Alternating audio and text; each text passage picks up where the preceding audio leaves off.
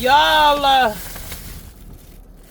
I don't eat the bread on pizza, but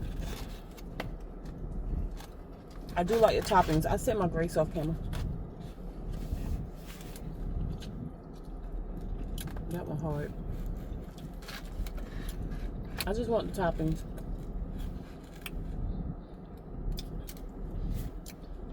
Last time I made a video like this,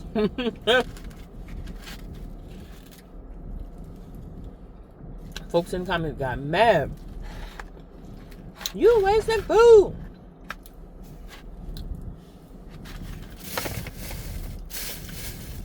I don't eat the toppings, Joe. So, I mean, I eat the toppings. I don't eat the bread. Y'all, look at this piece of fish. And I got a leg and a thigh. I hate that the fish is fried, but that's all they have.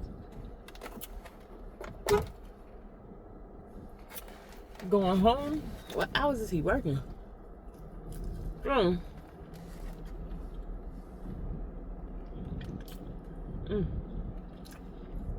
don't know what kind of fish this is, but it's good.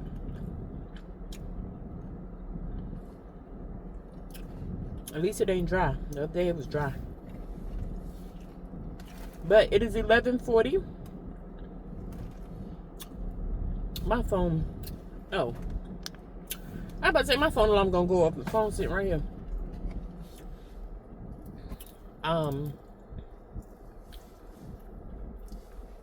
wonder what time he came in. He's leaving now. I know he ain't doing that 4 a.m. shift. They send so many people home on that 4 a.m. shift. Them jokers be going to sleep, falling asleep.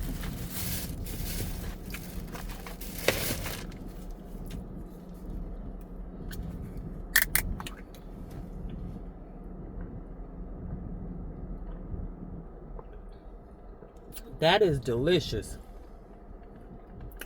Whatever. Body Armor Light Peach Mango. Ooh. Y'all went in there looking for something to drink. Everything that was healthy for you, like $4 and $5. And the stuff that wasn't healthy for you was $2.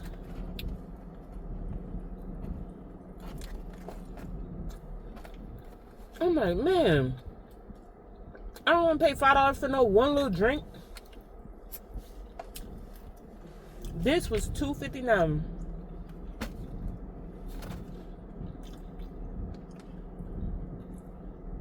That was the healthiest, cheapest I can get. Anywho, today is Tuesday, August 11th. Y'all, I think my son get married today. He's in Alaska. And he just got engaged. He told me the wedding was going to be in March of 2027. We are in August 2026. So I thought I had time to prepare for his wedding. This joker come hitting me up last week, telling me they don't want to be engaged that long.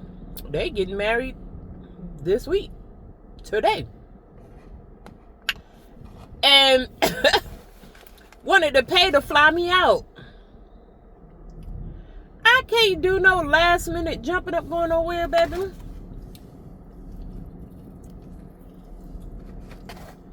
As much as I would love to be there, I can't. I'm not in no position to up and leave like that in such short notice. And I don't have the money. Like if it would have been in March, I would have had the money saved, and it would have been around tax time. I would have had enough money that I felt comfortable with to go to Alaska. You know? Like, I would have had at least, I'm just throwing numbers out there. I'd have had at least $9,000 saved up. Right now, I only got 1,000.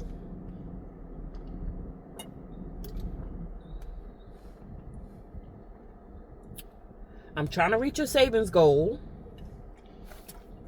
It was very hard to save $1,000. And I cannot afford to take that 1,000 and go, because right now I live in the shelter. I'm about to move into a place.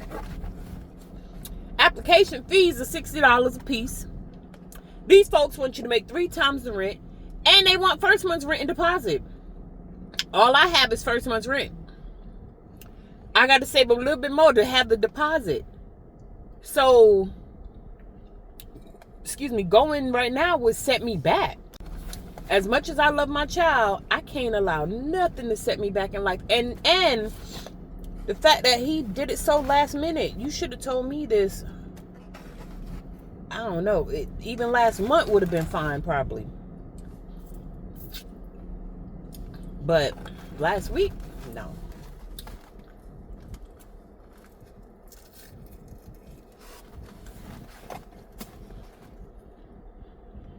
I couldn't do it.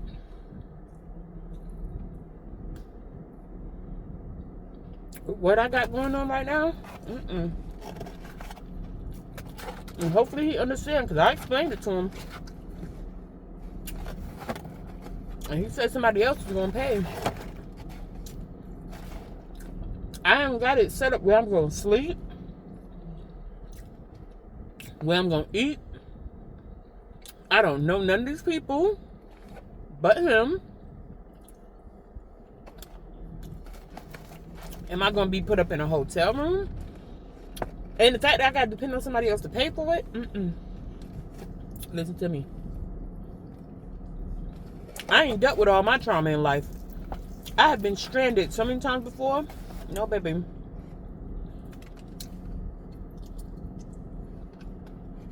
I can't afford to be stranded in Alaska. And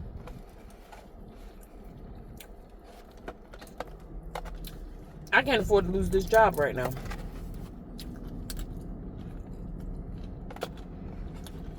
Nope.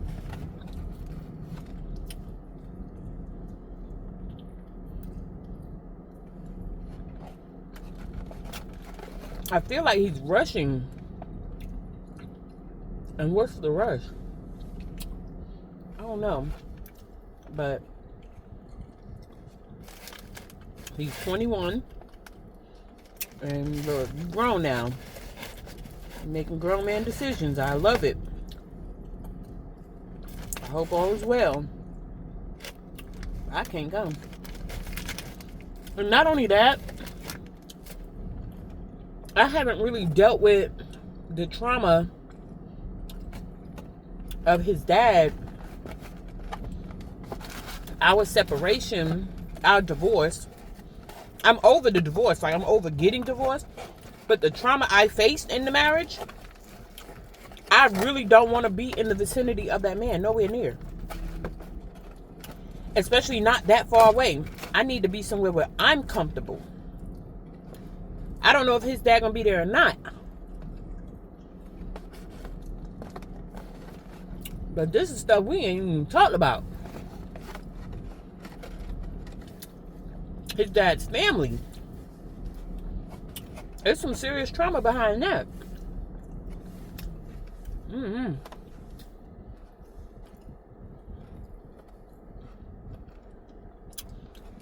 It's just a lot going into play with this.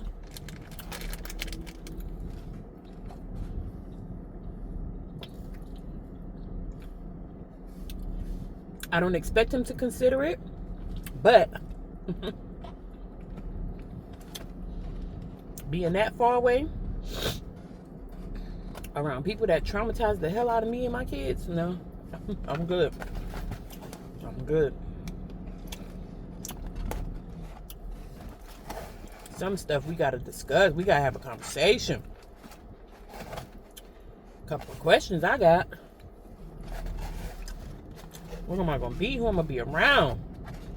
How much does the flight cost? Is a round trip? I don't know. I don't.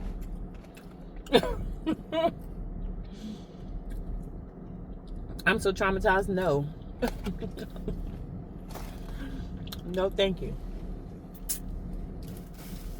I love my baby. It's a hard no for me. Anywho, let me get out of here. Get my butt to work. I got 10 minutes. I'm about to go. Coconut electrolytes.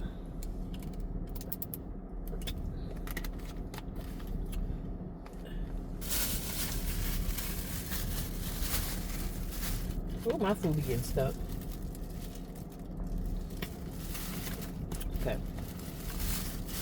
Alright, y'all, it's time for me to go. So I can't talk much more. I gotta. Oh. Is it supposed to rain today? I gotta get my bag together. The 50,000 things I'm gonna take. There's my speaker in here.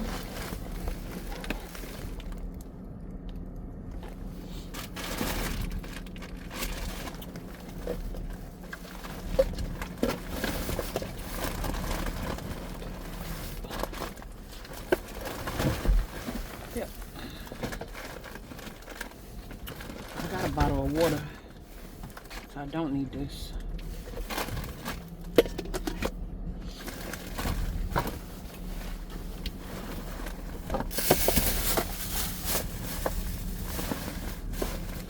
All right, y'all. We are out of here.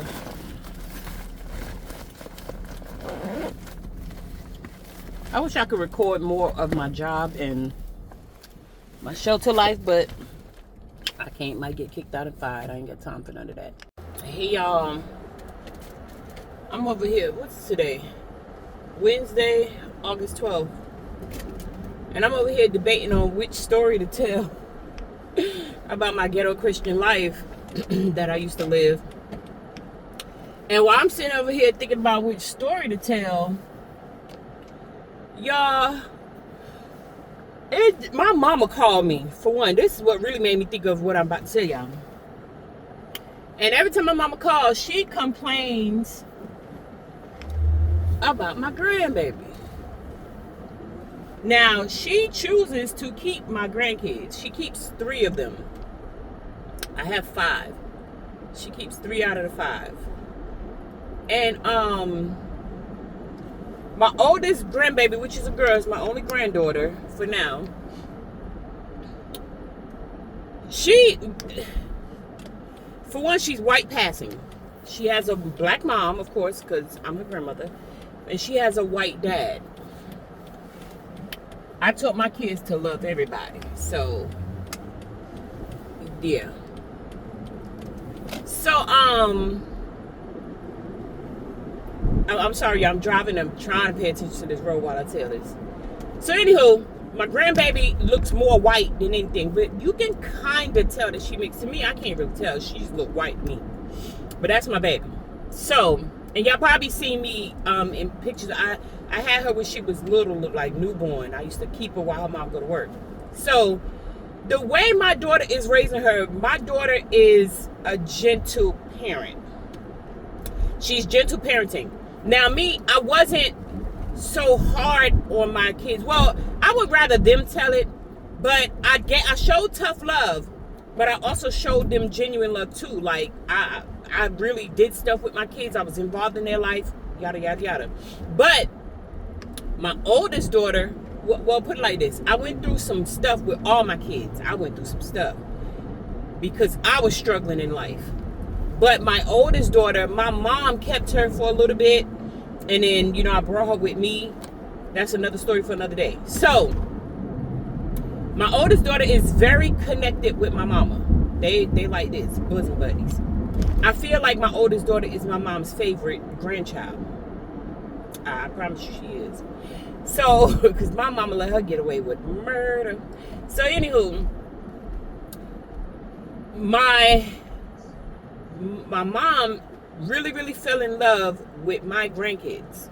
She loves all her grandkids and great-grands, but it's something about mine. I don't think she's too much like me. I feel like I was the one child she hated the most. She had 9. But when it came to my kids and my grandkids, I feel like she loved them the most. Anywho, so my daughter is doing this so-called gentle parenting stuff. And my grandkids don't get popped. They don't get yelled at. Now, when they come around me, that's a different story. I'm going to pop you. I'm going to whoop your tail. I don't got time for all that foolishness. But my daughter and my mama don't believe in that when it comes to them. So they just let her do whatever she wants. They let all the grandkids do whatever they want. The grandkids know when they come around me, Grandma Dorothy, do not play. I ain't playing none of them games. But they love being around me because I do stuff with them. I pay attention to them. I'm very interactive with them. But when you do foolishness, you're going to get reprimanded. So, my granddaughter is annoying. Annoying, period. Ain't no other way around it. She's annoying. And her side of the family, yo, y'all can just imagine. I don't care when I say white folks just be letting their kids do whatever and get away with whatever. And that's my granddaughter. She is like, she's very demanding. She's 7 years old, y'all. She's very smart. Now, they say she get that from me. And I believe it. And she kind of acts like me. Oh my gosh. When I say that little girl is she a 7-year-old go-getter. Like, not even playing. She's very intelligent. And she's very conniving. She knows what she can get away with. But it's like, y'all know how black people, kids might be able to get away with some stuff, but they ain't getting away with everything. But white folks, they let their kids get away with everything. So she is on both sides of the family getting away with everything. Because my family act like they white. And I'm sorry to put it like that, but anywho, that little girl is annoying. Very annoying. And the reason I'm saying this because people are raising their kids however they want to. And yes, you're going to love your child no matter what. But I remember a long time ago, somebody told me, don't just raise your kids for you to love them. Raise your kids so that other people will love them too. And with that being said, I feel like because I've worked in school systems and I've worked in daycares, how you raise your child matters, because people are going to treat your child good or people are going to treat your child poorly. These are some factors on how people will treat your child poorly. If you are the type of parent that do not speak up for your kids, you don't show up, you don't speak up, you don't advocate for them, the society gonna treat your child poorly, especially the school system and the daycares.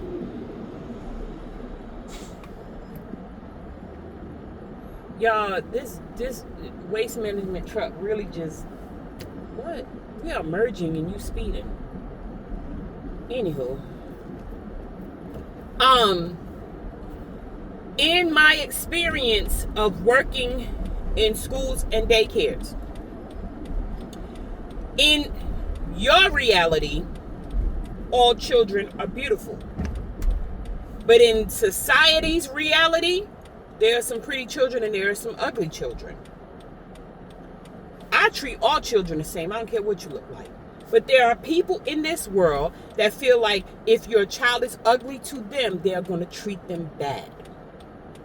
It's reality, not your reality, society reality. I've seen it happen, so I know it's real.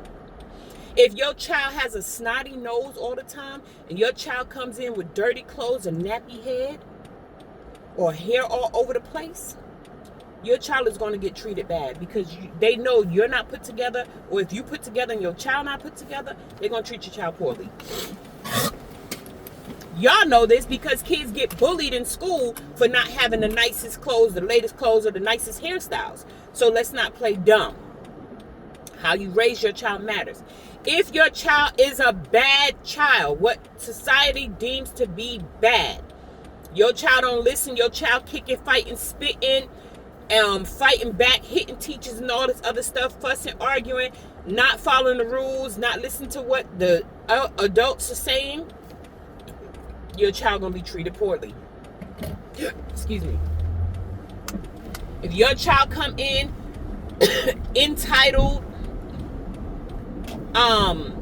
acting like my granddaughter, annoying, if your child is an annoying child, like your child just gets on our nerves, your child is so annoying, your child is going to be treated poorly. Your child is a crybaby and spoiled, your child is going to get treated poorly. And I don't think people understand this. And me personally, I'm not really trying to tell my daughter how to raise her kids, because she's the type of child that don't listen. If it's not even that she don't listen. If I tell her something that'll benefit her, she's going to do the opposite. And she's told me this to my face, that she does the opposite of what I tell her to do, because she's a defiant type of child. And I get why. I believe, I mean, she went through a lot of stuff growing up, because I went through it. I had her at 17 by a rapist, and so I think that dynamic is dynamic, the word to use for that. I think the situation of us growing up, because I was growing up too, I feel like that played a part in her being oppositional defiant. She was diagnosed with oppositional defiant disorder. Basically, you gotta fly out of here. I don't do bugs. Ooh, sorry. Basically, you can tell them what to do, they're gonna do what they want to do. Sorry, y'all. I had took a nap, and now I'm up, going headed to work. So she's babying her son.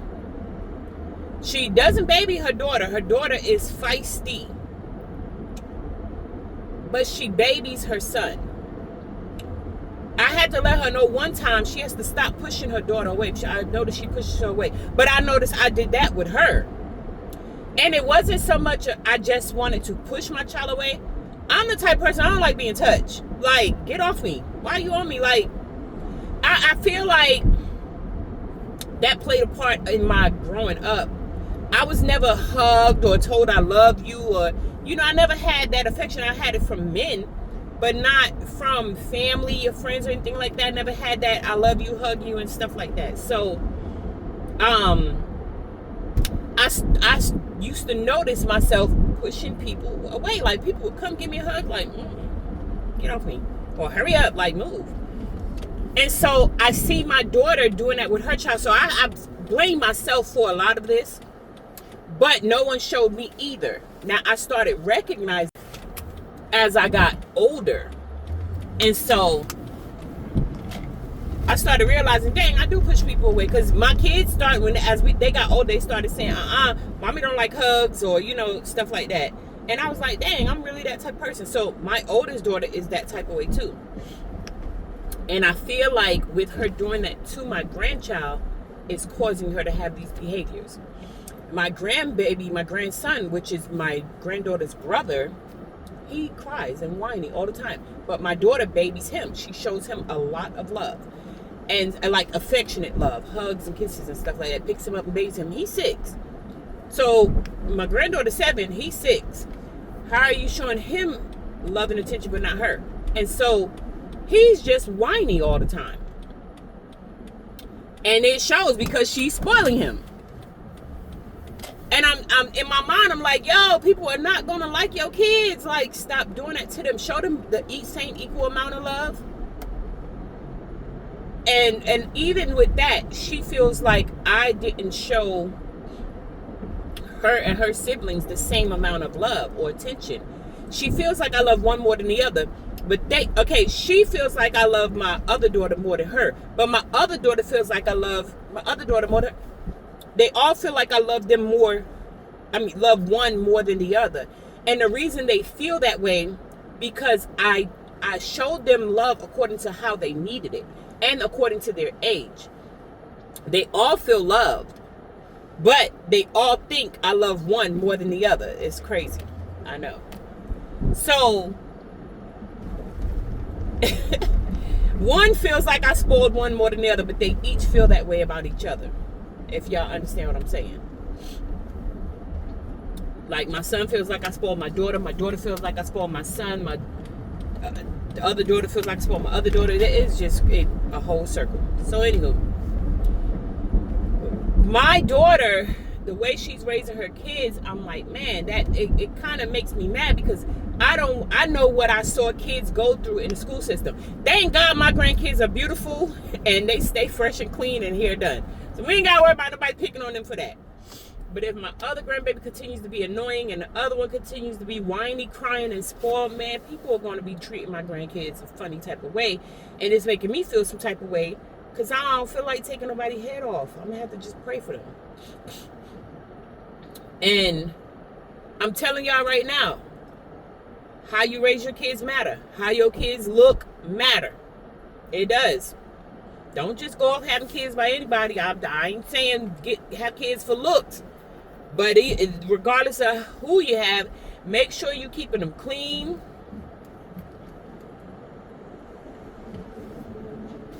Make sure...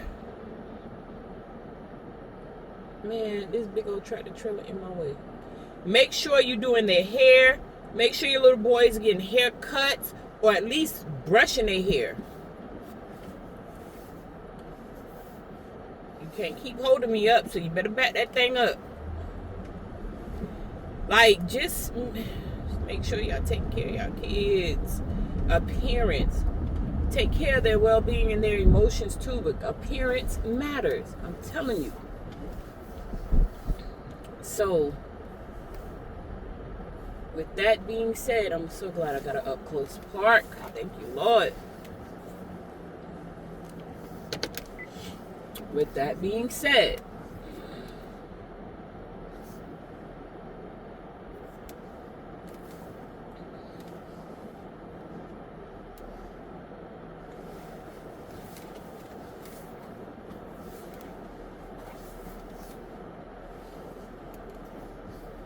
hold on, y'all. Let me back into this part.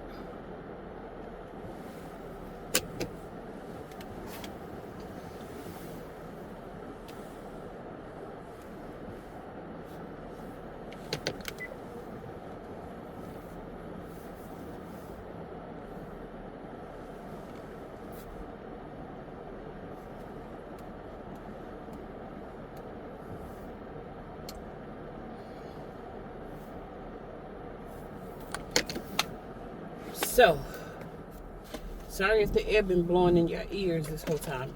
With that being said, y'all better be careful how y'all raising y'all kids. And the last thing I want to say is I've witnessed with my own eyes, and I've mentioned it on my channel years ago, how I used to see some of these teachers and some of these daycare teachers beat on y'all kids and throw them up against the wall and yell at them and do bad stuff to them and let other kids play with toys and they not play with toys. Give the other kids seconds on food and not give your kids seconds on food because of your child's behaviors or how your child looked.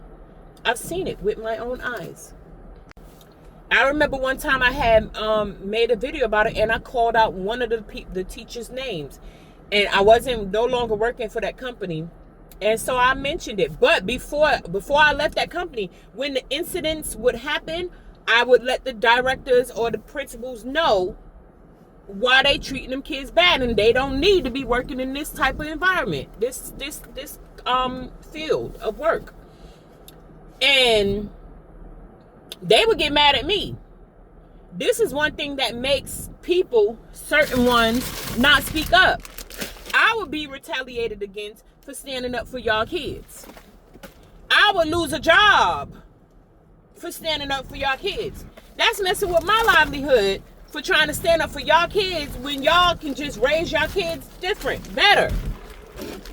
This girl literally was beating up this one little boy. Because I'm telling you right now, the little boy was bad as I don't know what. I mean, bad. Oh my gosh. He was so bad. Everybody knew when he came, we knew we was going to have a rough day. Oh my gosh, we already knew. But I'm not going to treat the little boy bad because he's bad. I'm going to try to show him love and redirect him. Not these, not this particular one. Man, listen. I used to be, oh, my alarm going off. Y'all used to be ready to go upside this lady's head. I'm telling you. Like, one time I saw her slam choke a little boy. Oh my gosh. I got on the phone. I called the director. I called the parents. I about to call 911 because they was going to have to take me, not her. I'm so serious. Don't play with nobody's child in front of me. When I said, y'all, I lost my job. I ain't gonna lie. I knew I had been locked up so many times. I didn't want to get locked up no more. But I was about to hurt that lady. I was about to hurt that lady. Yo, when I said I was about to choke slam her, I had to think because these people had gave me a chance because my criminal record was looking crazy back then. And so, y'all, I was ready to take another one for the team. I don't even care. I'm so serious, but I had to think because I have kids too. And I had got tired of having to call somebody to come get my kids because I'm getting locked up. Those days had to be over for me. And so when that happened, I feel like I was being tested. I'm telling you, I was ready to go to prison for somebody's child. I sure was and wouldn't have had no problem with it. But I had to think. So I had made a video about it. And everybody trying to call me to tell me take my video down. I didn't mention the place, but people who knew me knew where I was working. They knew who was doing the stuff because she's done it before. And that's what really made me mad. Like, y'all know she like this. And y'all not doing nothing. And she stayed in the child. She's probably still in the child care field. So anywho, all I'm saying is, them folks, y'all be seeing them stories about them kids being unalived or abused in a facility or a school. It's real. And it's all how you are raising your children. I'm telling you. It's how your kids look and how they act. And that's it. And don't let your child be kind of slow with learning.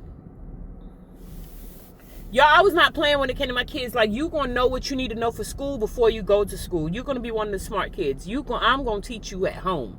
Every time we out and about, it's a learning opportunity. I used to make my kids read every sign they see. When we on a bus, we walking somewhere, we going to the park, whatever. They got to tell me what they see. What y'all see? What's up with your surroundings? They got to read every sign. The street signs, like as far as the, say if we passing a railroad track, because we in the South, and they see the railroad crossing sign. What is that sign? They know the railroad crossing signs. They know the left turn sign, right turn. They knew all of that. Any sign that was out there, like y'all know when I don't know if you ever rode the train or the bus, they always had posters like billboards, but it would be paper. I would have them read each and every one. It would be like advertisements. Read every single one. What is that about? I would make them read for 30 minutes. They had to read a book for 30 minutes. I would read the book first. I would go ahead and when I buy the book or pick it up from the library, I would go ahead and read the book and get it out the way and then have them read it. And they got to tell me about the book once they're done. They even got to write me a paragraph on a little synopsis of what the book was about. I was not, and I always just tell them, I ain't raising no dummies. What they did in life when they got older is none of my business. But who they were while I was raising them was all of my business. Sure was. So, I don't think, well, my oldest daughter says she was bullied, but the reason she was bullied, because she was pretty, she stayed dressed, and her hair was done. Now, she got bullied because she didn't speak up for herself. She also wouldn't tell me, because she knew if she would have told me, I would have been at that school on everybody's necks. But the reason the kids would bully her, because they all were dirty, and their hair couldn't stay done, their parents didn't take care of them. So in daycare and elementary school, everybody loved my child. But when she got to high school, it's like junior high, which y'all call elementary, and high school is when she started getting bullied for looking nice and dressing nice. And that was because y'all kids were picked on because they didn't have much. Yeah. That's crazy. So when they got older, they started picking on people who had a little bit more than them. Anywho, it's a vicious cycle. So it's a vicious cycle, and the little bit of bullying that they tried to do with my daughter, it got to a point where my daughter became a fighter. She was so ready to fight any and everybody, and nobody ever wanted to fight her. She used to be so ready to take them folks down, and they did not want to fight her. She trained herself in that gym. You hear me? She was not playing. You was not going to bully her no more. You cannot bully her to this day at all. She's 30 years old. And now her kids, or that 7-year-old grandbaby of mine, that's her daughter. You can't bully her. She be ready to fight.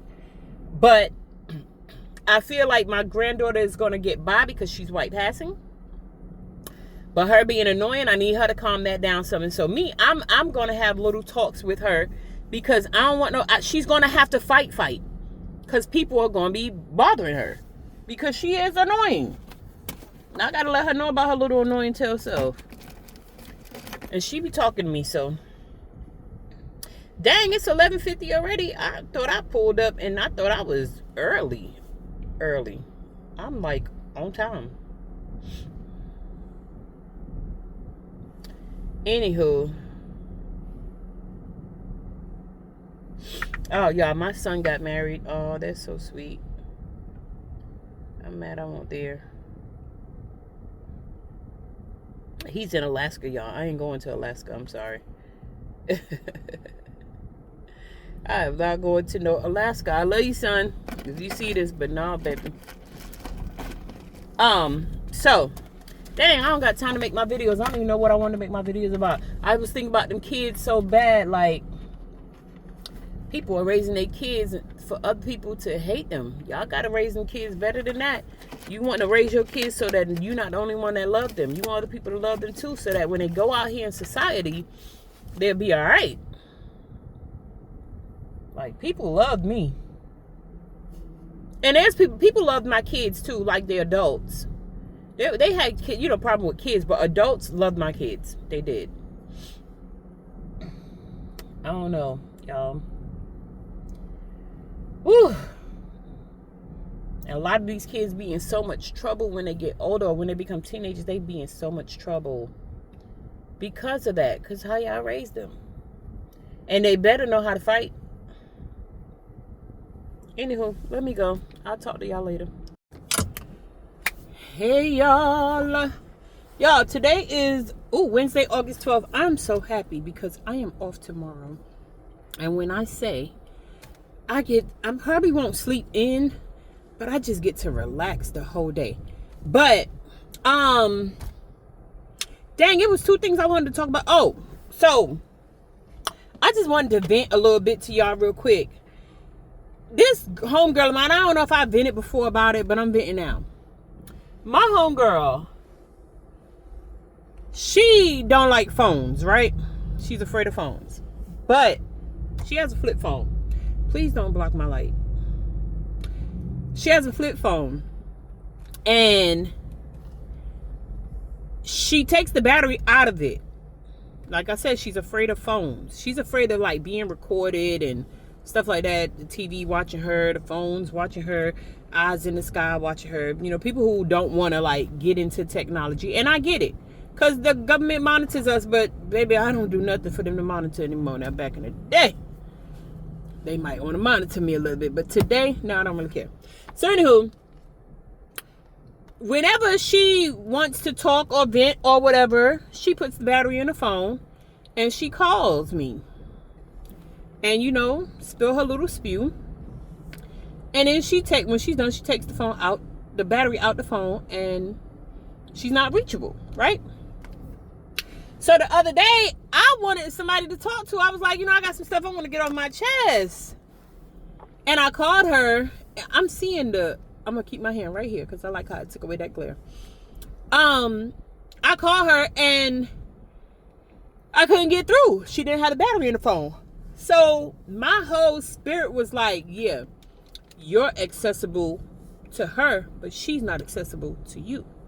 And I was like, you know what? You're right. And the sad part about that is, I'm always accessible to people, but they are never accessible to me. People know, and I said this before on my channel, I'm the filler.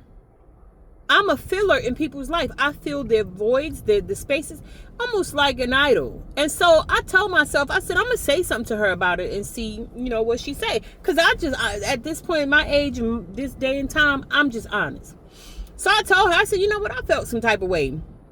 Because when you need me, you can call me.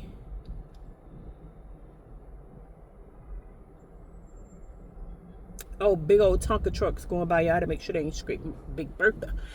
But when you need me, you can call me with no problem. And I'm always going to answer. Oh, I got the paraphernalia showing. I ain't got my vest on. But when I need you, I can't call you. That's not right. That's not fair. So she was like, yeah, you're right. I said, yeah, so I'm going to stop being accessible like that. And I'm just being honest because I'm tired of going through friendships and relationships like that. And she was like, her husband, she called him her sweetie. He's passed away now. She was like, my sweetie felt the same way. You was like that with your husband. So whenever you need people, you can reach them. That's usury. Okay? That's usury at its best. And I get it that she got problems, but you don't have those cell phone problems when you need somebody. You only have them issues if you're not in need. You all feel me? So it was like, we just getting to know each other as friends. So it's like I'm already evaluating where the friendship might end up because I ain't letting nobody play with me no more. I don't care. I don't want to hear nothing about if it's going to affect me in any way. No.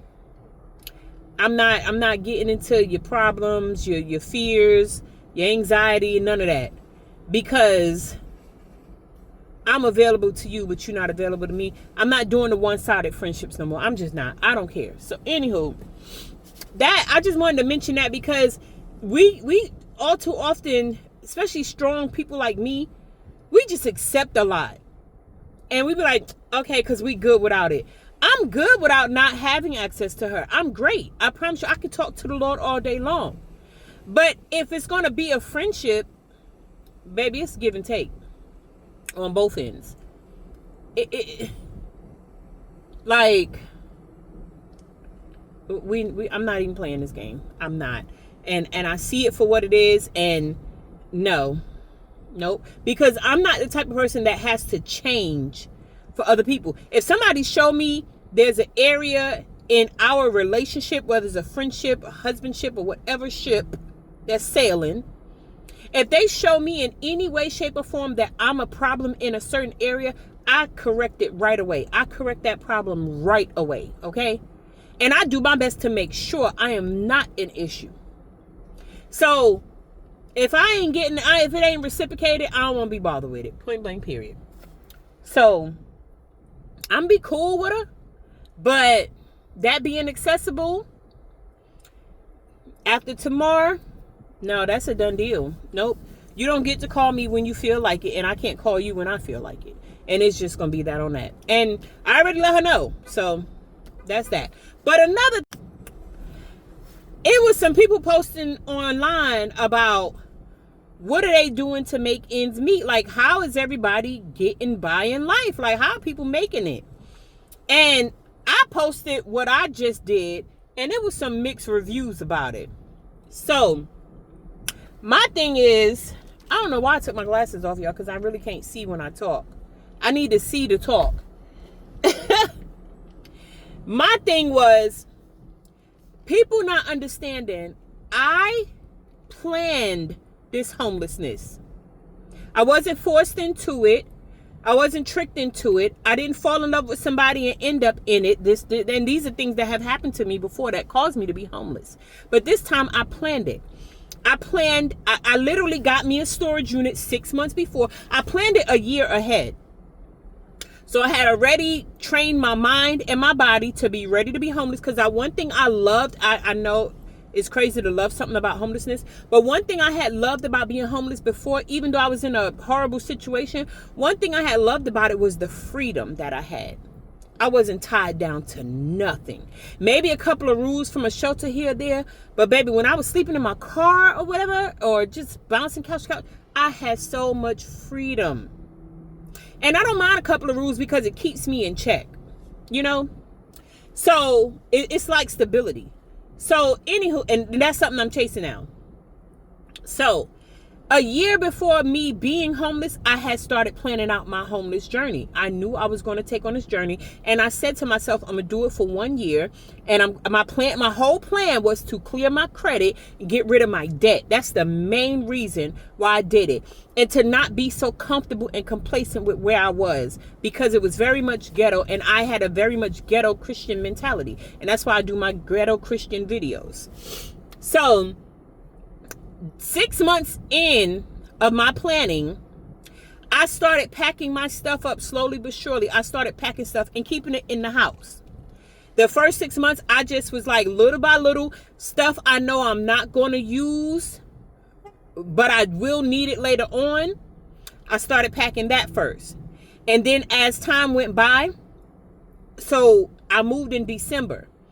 I knew I was going to need winter clothes, but not the summer clothes. But summer would be coming, so I would need a couple of those. So stuff that I can forfeit and pack that I really didn't need, I packed that up.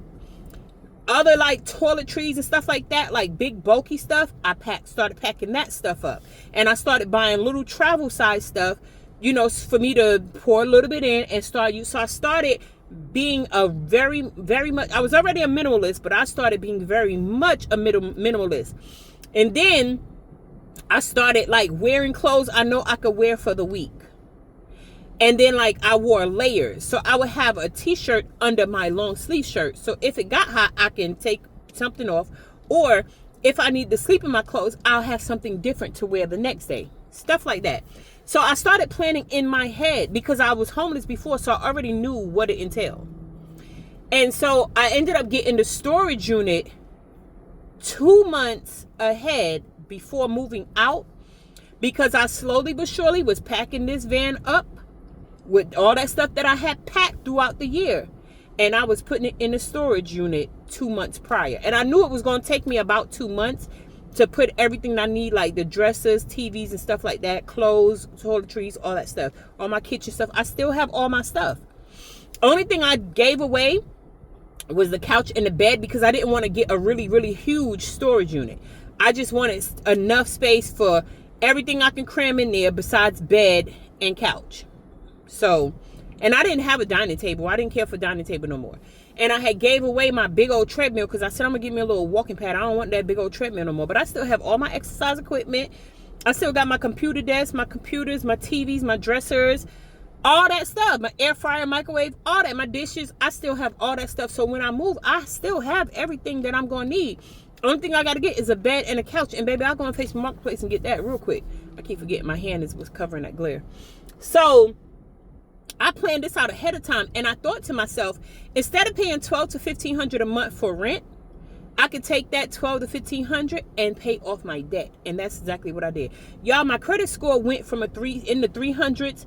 It went to a 730, but I went and got 2 credit cards after clearing everything, thinking that if I get the credit cards, it'll keep boosting the credit up. No, it dropped my credit down. And I'm mad I did that because I did not know that's what was going to happen. Now my credit score is a 677. But it's back rising up, and I paid off the credit cards, and I'm like, I don't even want them no more because you didn't help my credit, you hurt my credit. I didn't know it was going to hurt my credit. And then me applying for places like apartment stuff, I thought those were soft inquiries. Those hurt your credit too. So I didn't know that. So stuff that I've been doing, thinking that it was going to help me, is actually hurting my credit. And nobody's taught me this, but I've been learning about credit on my own. Prior to a year of planning to become homeless, 7 years prior, I had made sure that I didn't answer the phone for creditors for stuff that I wanted to dispute off my credit. I made sure they didn't have my address that I was at now or my phone number. I went and I disputed phone numbers first. I disputed old phone numbers and old addresses first. And after that, I went and disputed the credit. I made sure I did this with all 3 credit bureaus, Equifax, TransUnion, and Experian. I have been planning this for 7 years. I made sure that I did not answer any of their phone calls, not even pick it up and hang up, nothing. As soon as a number would call me, I would call it from, if it was a number I didn't recognize, I would call it from a different phone that was not attached to me and see who it was calling, and I would go and block that number when I found out it was creditors. I never gave them my name. I never gave them my voice or nothing. I made sure of that. So they had no way of contacting me. And after 7 years, that stuff actually worked, wiped my credit clean. And then there was some stuff I had to pay off, actually pay my money and pay it off. And I did that and did away with it. I don't want them services no more. I made sure I don't subscribe to nothing. I don't have Netflix, Hulu, or whatever things you got to pay for. I don't have that anymore. What else? I did the pledge loan with Navy Federal. That worked. I put $800 in, and now I owe them like $300. I'm just going to pay that completely off tomorrow because I'm tired of the monthly payment. It's only $67, but it's like, okay, I'm over it now. Like, whatever. So, I need to find something better that's going to boost. No, I'll probably leave the pledge loan because that has been boosting my credit. And I only owe $300. I'm going to keep doing that. I'm going to keep that one. But everything else, them 2 credit cards, I paid one off. I'm paying the other one off. And then Spectrum, I owe 2 cell phones. Right now, I owe $500 on one and $300 on the other. One of them getting paid off. The other one, we're going to take 2 paychecks and clear those.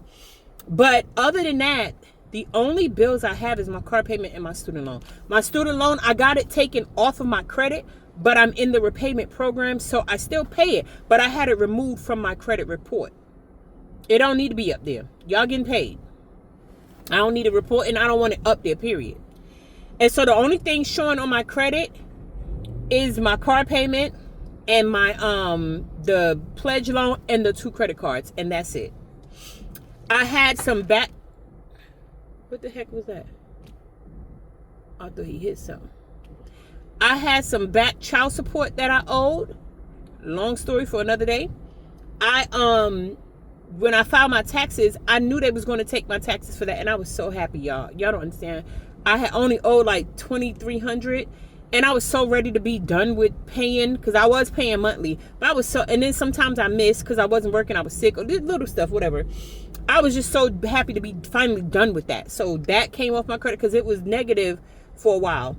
That came off my credit. So anywho, I had already had in my mind to go get a job that pays well, that I don't mind doing. I love driving.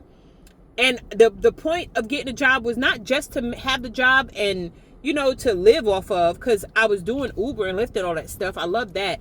But the point was to get the job so that I can file taxes so that they can take the money and clear that child support.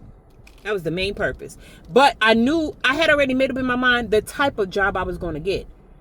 I already knew I was going to be working for this company. I knew. And then I already knew that I was going to be driving, period. So I had to pay $1,500 to get my license back. Excuse me. So this was in that 7-year time frame. I had planned out everything.